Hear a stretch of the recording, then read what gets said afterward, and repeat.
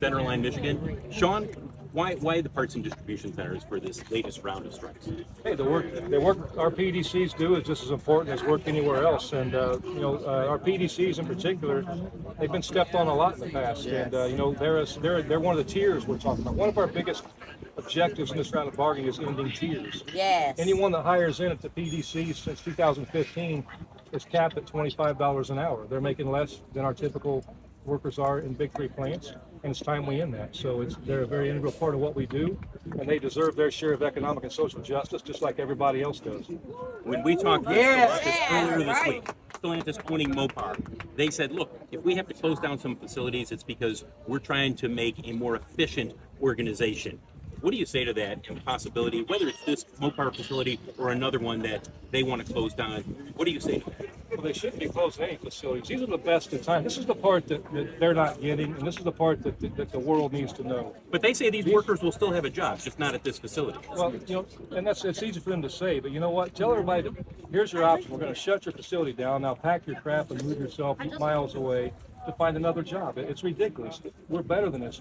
These are the best of times in the history of these companies, and these workers have created these massive profits.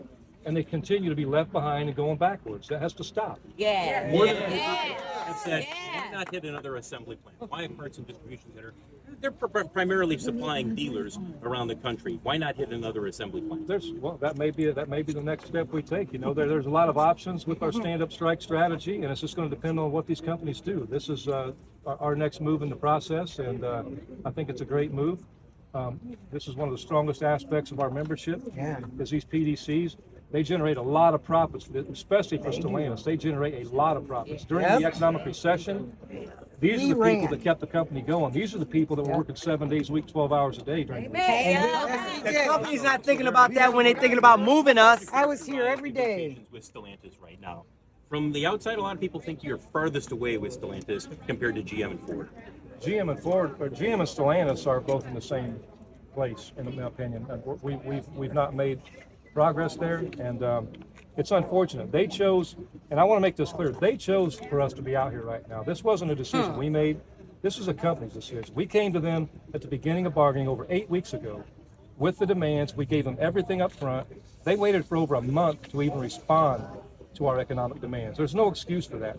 We've told them from the outset, don't wait till the last week. You're going to find yourself in a bad position, and they decided to wait till then. This is all on them. But Shawn, there were leaked messages that came out overnight from someone within the UAW, essentially saying, look, we create chaos here.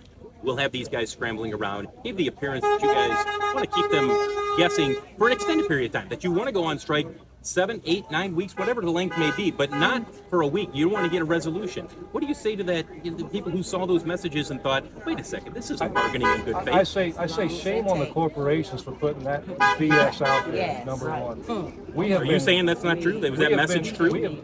The message may be true, but whoever said it, but the point is this. That's not been our mission has been to get an agreement before bargaining started. We want our members to get their fair share of economic justice. And when we talk about chaos and all that, we have to plan. We have to plan for the worst case scenario. We have to plan because we know how these companies act, and we know that we planned on the fact that they were going to screw around and wait till the end like they always do, instead of getting serious about our members' concerns. So we have a plan in place. It's strategic in everything we're doing.